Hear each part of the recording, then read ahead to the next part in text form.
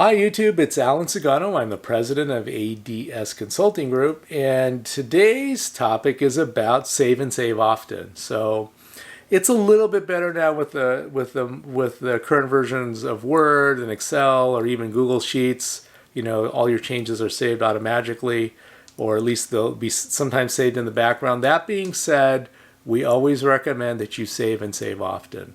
So sometimes, right, you'll, like if you're working in Excel, right, you're click, click, click, click, and you blew away an entire range that you didn't mean to do.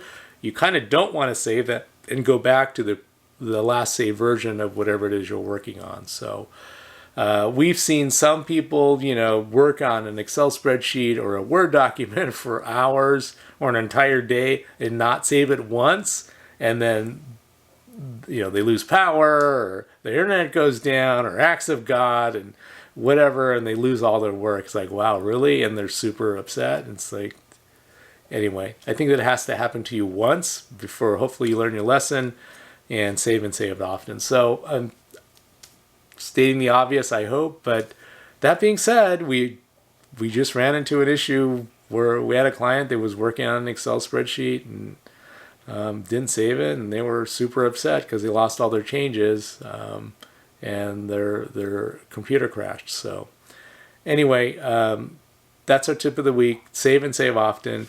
If you like this content, please boink the subscribe button, boink hit the like button. It does help out the channel. Stay safe out there. Save your documents often and always.